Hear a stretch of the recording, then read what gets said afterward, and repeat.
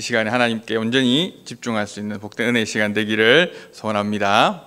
여러분 잘 아시는 말씀입니다. 다니엘서에 나오는 아주 유명한 구절이지요. 느부갓네살 왕이 낙성식의 예식을 통해서 금신상을 세우고 사람들에게 절하도록 명령을 내렸습니다. 오늘 3장 초반부에 나오는 내용입니다. 금신상을 만들어서 이것이 완성된 때에 낙성식을 거행하며 이 신상에게 모두가 절하도록 그렇게 강요하였습니다. 그런데 이 낙성식에 다니엘의 세 친구인 오늘 나오는 사드락, 메삭, 아벳느고가 참석하지 않았습니다. 그리고 절하지 않은 건 당연한 일이겠죠. 참석하지 않았으니 절도 하지 않았습니다. 이 일에 불만을 가지고 있던 갈대아 사람들이 평소에 이 다니엘의 세 친구들을 좋게 보지 않던 이 세 친구를 모함하기 위해서 갈대아 사람들이 왕에게 이 사실을 고하였습니다.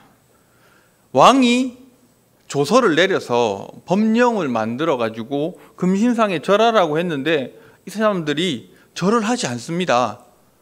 왕은 절하지 않는 사람에게 풀무불, 뜨거운 불 속에 집어넣을 거라고 명령을 하셨는데 이 사람들을 어떻게 할까요? 그렇게 물었습니다.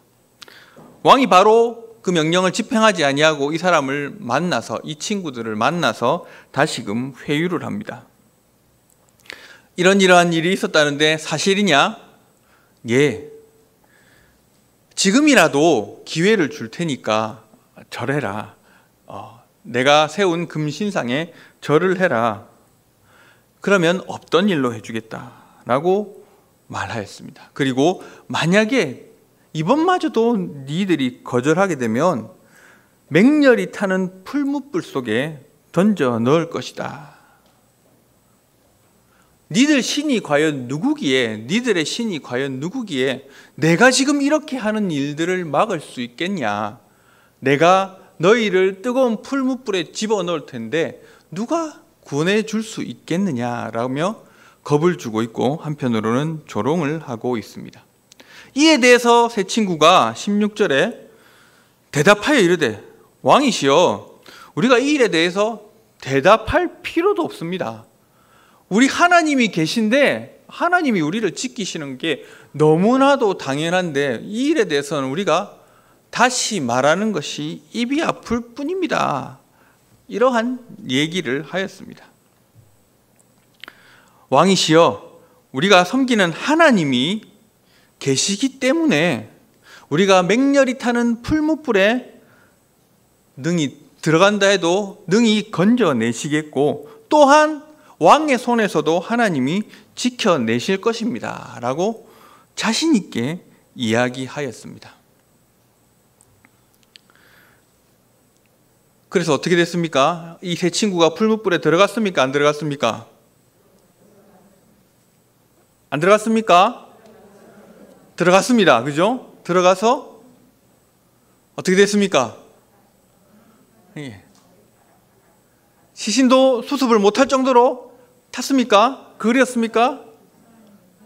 예. 하나님이 살려내셨죠. 그죠? 하나님이 이 세 친구를 살려내셨습니다. 성경에 보니까 세 사람이 들어갔는데 그림자를 보니까 네 사람이 있었더라라고 기록이 되어 있습니다. 하나님께서 그의 사자를 보내셔서 어떤 신학자들은 이때 예수님이 함께 하셔서 살렸다라고 이야기를 하는데 누군 예수님인지 하나님의 사자인지는 잘 모르겠습니다만 하나님이 누군가를 보내어서 이들을 살려주셨습니다. 하나님을 믿고 따르는 사람들이 이렇게 해를 당하지 않고 세상의 곤란한 상황 속에서 고통받지 않는 이러한 아름다운 이야기가 우리 삶에도 변함없이 일어나면 좋을 텐데 사실 이러한 성경의 역사들이 우리의 일상 가운데서는 그렇게 자주 일어나지 않는 것이 좀 안타깝습니다. 그렇지 않습니까?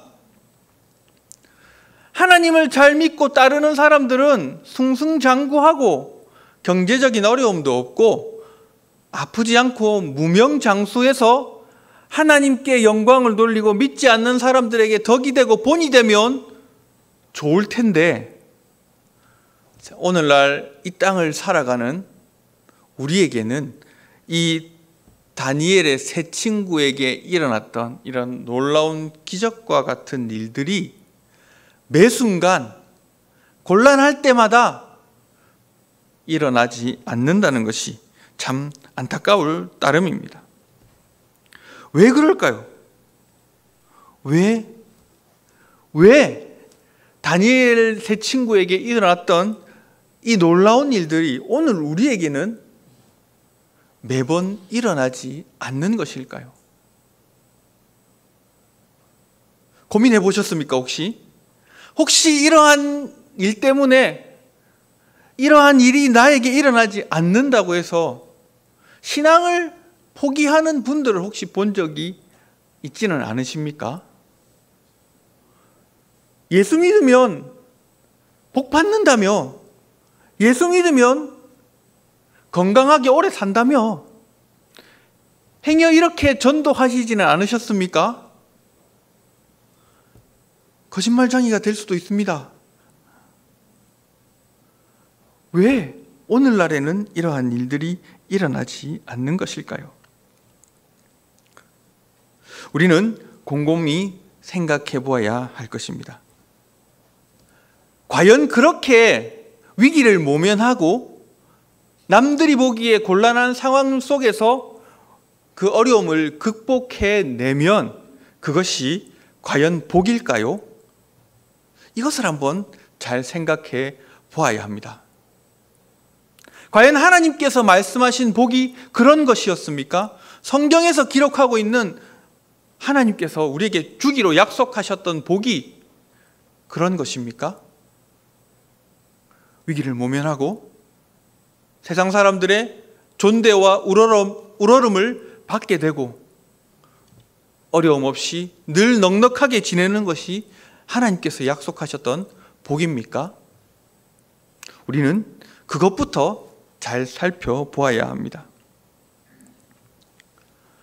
사람들은 참 자기 생각에 옳은 대로 많은 일들을 하였습니다. 사사기의 역사들이 그렇게 흘러왔습니다.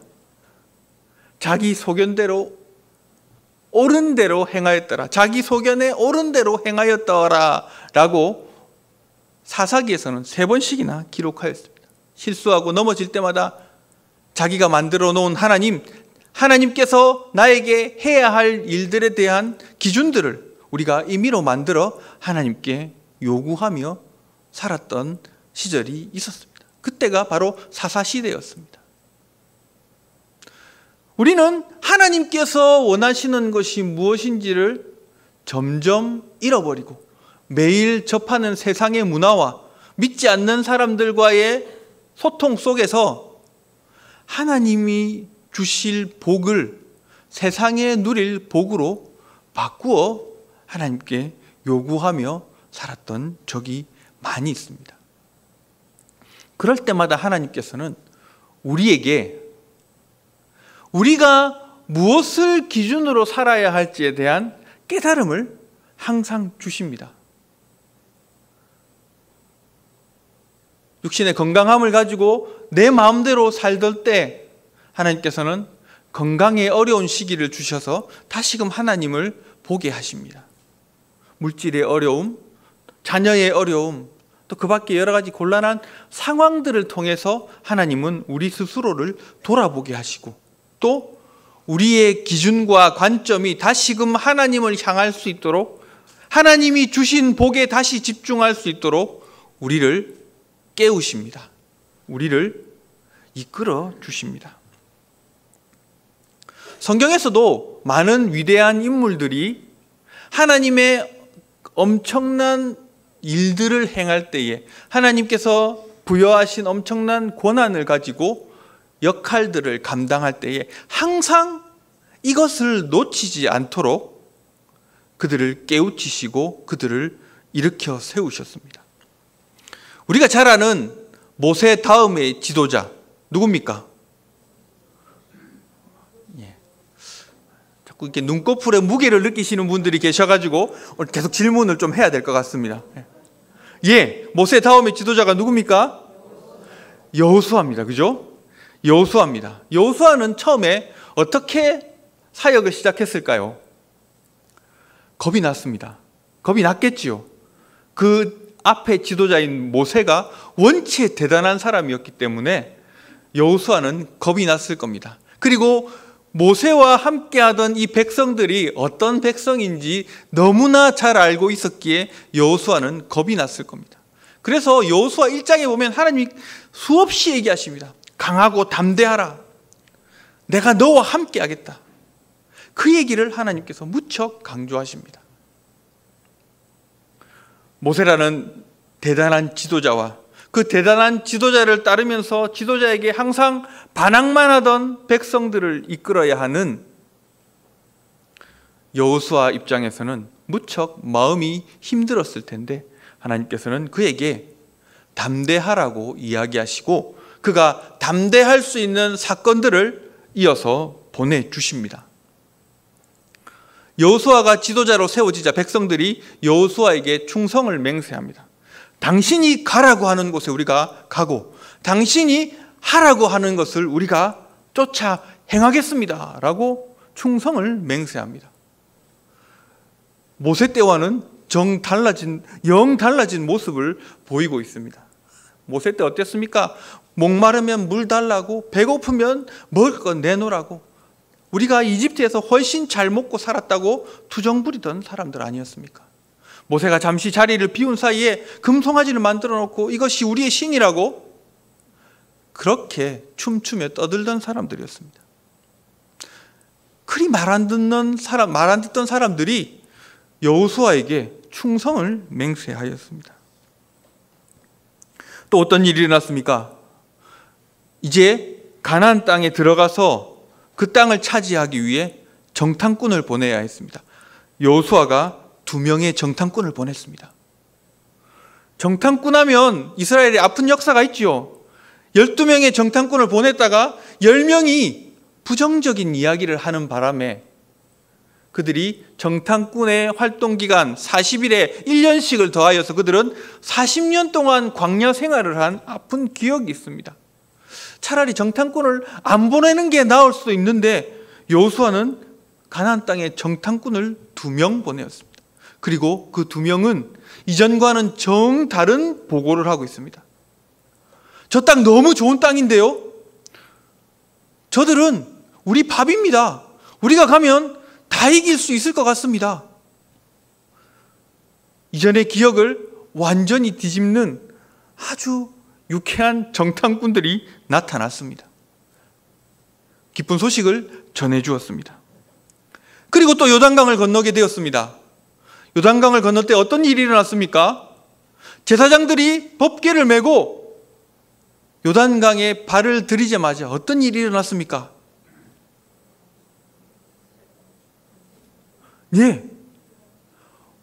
홍해와 같이 요단강 강물이 갈라지는 역사가 일어났습니다. 지금 이 요단강을 건너던 사람 중에 홍해를 본 사람은 여호수아와 갈렙밖에 없습니다. 광야에서 다 죽고 이제 새롭게 태어난 백성들이 요단강을 건너고 있는데 말로만 듣던 홍해의 역사가 지금 이 이스라엘 백성들 앞에 요단강에서 일어나고 있는 것입니다. 요단강이 갈라졌습니다. 여호수아의 기분이 얼마나 좋았을까요? 백성들이 충성을 맹세하고 여리고에 보낸 정탐꾼들이 긍정적인 소식을 전해주고 요단강을 건널 때의 홍해와 같은 기적이 지금 자기의 눈앞에 펼쳐지고 있습니다. 그리고 이제 이 여리고 성을 목전에 둔 길갈에서 모든 백성들이, 모든 남자들이 할례를 받습니다. 하나님의 백성임을 인증받는 시간이었습니다. 그러나 무척 위험한 일이었습니다. 바로 적군의 성이 저 앞에 있는데 거기서 모든 남자들이 할례를 받는다는 것은 거의 전투력이 제로에 가까운 일이 펼쳐지는 것입니다. 그러나 아무도 군소리 없이 할례를 받았습니다. 여호수아가 두렵고 떨림으로 모세 이후의 후계자로 세움을 받았는데 그에게 일어난 모든 일들이 너무 순적하게 흘러갔습니다. 너무 모든 일들이 일사천리로 진행되었습니다. 그때 하나님께서 여호수아에게 제동을 거셨습니다. 모든 일들이 잘 풀릴 때 하나님께 부여받은 일들을 너무 잘 행해냈을 때에 그때 하나님께서 그에게 제동을 거십니다. 여호수아 5장 13절에 보면 여호와의 군대 대장이 여호수아 앞에 나타났습니다. 우리 함께 읽도록 하겠습니다. 여호수아가 여리고에 가까이 이르렀을 때에 눈을 들어 본즉 한 사람이 칼을 빼어 손에 들고 마주 서 있는지라. 여호수아가 나아가서 그에게 묻되 너는 우리를 위하느냐 우리의 적들을 위하느냐 하니. 아멘. 아멘. 이제 모든 일들이 술술 잘 풀리고 여리고성에 들어가서 함락하기만 하면 되는데 그때 한 낯선 사람이 칼을 빼어들고 자기의 길을 막고 있습니다. 그러자 여호수아가 다가가서 그에게 묻습니다. 너는 우리 편이냐 아니면 적군 편이냐 라고 묻습니다. 우리 편이냐 아니면 적들 편이냐 이렇게 물었습니다. 그때 이 여호와의 군대 대장이 다른 얘기를 합니다. 네 편이다 아니면 나는 적군이다 이렇게 얘기하는 것이 아니라 나는 여호와의 군대 대장으로 지금 여기 서 있다. 그러자 여호수아가 머리를 숙이고 땅에 엎드립니다. 하나님께서 이렇게 여호수아의 승승장구하던 여호수아에게 제동을 거셨습니다. 다 잘 되면 네 편인 것 같지? 그리고 너한테 반대하면 적군인 것 같지? 그러나 나는 여호와의 군대대장이다. 그리고 너는 여기서 너의 신을 벗어라. 너의 주인이 누군지 분명히 알아라. 우리가 하나님의 일을 맡았다고 하나님이 내 모든 것을 다 들어주어야 한다고 착각할 때가 있습니다. 교회 봉사하고 헌신하고 수고하고 열심히 하니까 하나님 내가 하는 거 다 잘 되게 해주셔야 돼요. 하나님 내가 목사니까 하나님 먹고 사는데 걱정 없이 하나님 다 채워주셔야 해요. 하나님 내가 원하는 거 다 들어주셔야 돼요. 이런 착각을 할 때가 많이 있습니다. 그러나 내가 구하고 원하는 것이 과연 내가 지금 하나님의 편에 서서 구하고 있는 것인지 아니면 하나님을 내 편으로 이용하려고 하고 있는 것인지 우리는 이것을 분명하게 인지해야 합니다. 일이 잘 될 때, 모든 것이 술술 풀릴 때 마치 하나님이 내 편인 것처럼 내 모든 것을 들어줘야 되는 사람인 것처럼 착각해서는 안 된다는 이야기를 하는 것입니다.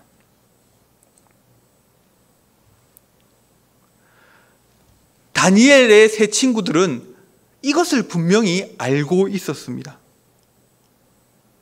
하나님을 따르며 하나님을 제대로 예배하며 살았습니다. 그래서 포로 생활하고 있는 이 적진에서도 이 다른 나라에서도 대접받으며 살고 있었습니다. 관직에 머물러 있었습니다. 관직을 부여받아 살아가고 있었습니다. 내가 하나님을 잘 따르고 섬기니 하나님께서 이렇게 대우해 주셨어. 하나님께서 나에게 이렇게 잘되게 해주셨어. 내가 하나님을 예배하고 찬양했더니 하나님이 이렇게 은혜를 베풀어 주셨어. 너무나도 기쁘고 감사한 일입니다. 그러나 이 다음에 하나님을 잘 믿고 잘 따르고 섬겼으니까 이제 하나님이 내 뜻대로 다 해주셔야 돼. 그렇게 착각해서는 안 된다는 것입니다. 그들의 마음이 잘 드러난 것이 바로 3장 18절입니다. 함께 읽도록 하겠습니다. 그렇게 하지 아니하실지라도 왕이여 우리가 왕의 신들을 섬기지도 아니하고 왕이 세우신 금 신상에도 절하지도 아니할 줄을 아옵소서. 아멘. 그렇게 하지 아니하실지라도, 이 앞에 어떤 내용이 있었습니까? 우리가 왕이 달구어 놓은 풀무불에 던져질 텐데 그 안에서 만약에 하나님이 구해 주시지 아니할지라도, 그것이 우리에게 보장된다 할지라도, 분명하다 할지라도 우리는 왕의 신들을 섬기지도 않고 왕이 세운 금신상에게도 절하지 않겠습니다. 보통 우리는 이 그리 아니하실지라도를 빼고 생각하지 않습니까? 하나님, 내가 지금까지 잘 믿어왔습니다. 그러니까 지금 이 자리에서도 하나님 풀무불에서 살려주시는 거 너무 당연하지요? 우리 끄슬리게 해서는 안 됩니다. 하나님, 우리 안전하게 지켜주셔야 합니다. 그렇게 할 줄로 생각합니다. 여기까지가 우리의 신앙이었다면 한 걸음 더 나아가야 한다는 것입니다. 그렇게 하지 아니하실지라도, 우리가 뜻한 대로 우리의 생명과 우리의 안전이 보장되지 않는다 할지라도 우리는 변함없이 하나님의 뜻을 구하고 하나님이 원하시는 것을 해내겠습니다 라는 신앙의 자리까지 나아가야 한다는 것입니다. 앞서 말한 대로 세상에는 이러한 일들이 다반사입니다. 하나님의 뜻대로 살았는데 풀무불에 던져질 만한 일들이 너무나도 많이 있습니다. 정직하게 했더니 소위 말하는 호구로 생각하고 사람을 더 이용하는 일들이 기독교인들에게는 너무나도 많이 일어나고 있습니다. 같이 얼굴을 붉히며 싸우자니 하나님께 영광이 되지 않습니다.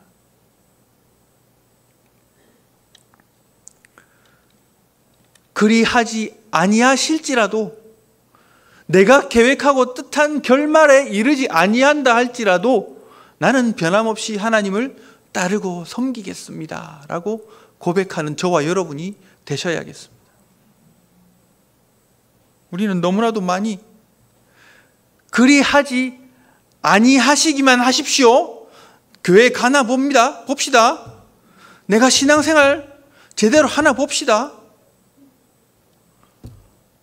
이렇게 하나님을 겁박하고 하나님을 협박하는 일들이 종종 있기도 합니다. 우리의 기도가 하나님의 뜻을 구하기보다는 하나님께 투정을 부리고 하나님의 말씀보다는 내 뜻을 일방적으로 요구하는 그러한 때가 많이 있음을 우리는 스스로 고백할 수 있어야 할 것입니다. 우리는 우리의 뜻과 계획, 우리의 기대에 합당한 결말을 이끌어내기보다 하나님의 뜻이 어디에 있는지를 아는 데에 더 분명한 기준을 두어야 할 것입니다. 그것을 알기 위해 더 애써야 할 것입니다. 예수님도 십자가에 달려 죽으시기 전에 인간적인 고통들과 또 하나님과 단절되는 아픔 때문에 이 고통을 피하게 해달라는 그러한 기도를 하셨던 적이 있습니다. 마태복음 26장 39절입니다. 조금 나아가사 얼굴을 땅에 대시고 엎드려 기도하여 이르시되 내 아버지여, 만일 할만하시거든 이 잔을 내게서 지나가게 하옵소서. 그러나 나의 원대로 마시옵고 아버지의 원대로 하옵소서 하시고. 아멘. 예수님도 이 고통을 피하고 싶으셨습니다. 십자가 고통을 피하고 싶으셨습니다. 예수님께서 기대하는 결말이 이 고통을 면하며 해결할 방법을 구하인 것처럼 보였습니다. 그러나 예수님의 기도의 결국은 나의 원대로 마옵시고 아버지의 뜻대로, 아버지의 원대로 되기를 원하나이다 라고 기도한 것이었습니다.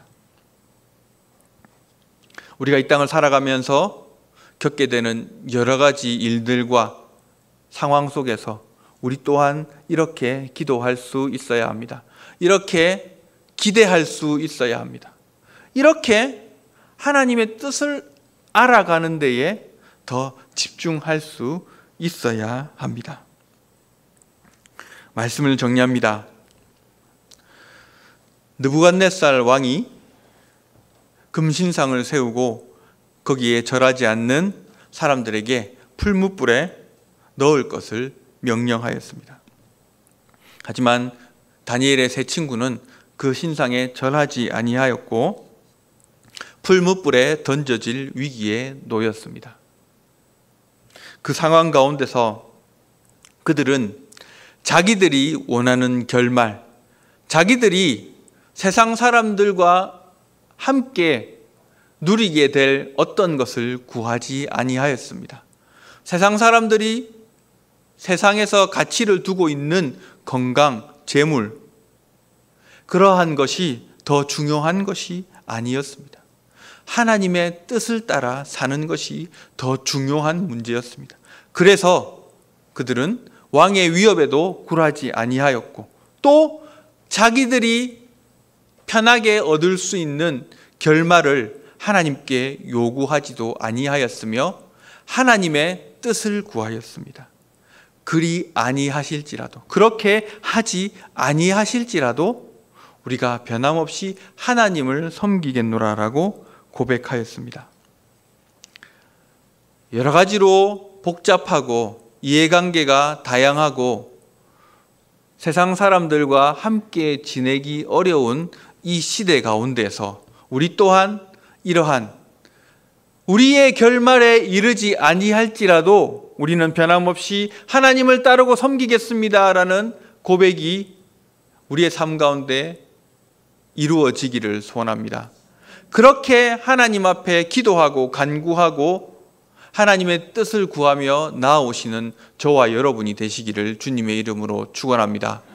여러분에게 닥친 모든 어려움과 시련들 하나님께서 능히 해결해 주실 것이고 우리는 하나님께서 원하시는 결말, 하나님께서 원하시는 뜻을 구하며 기도하고 나아갈 수 있기를 소원합니다.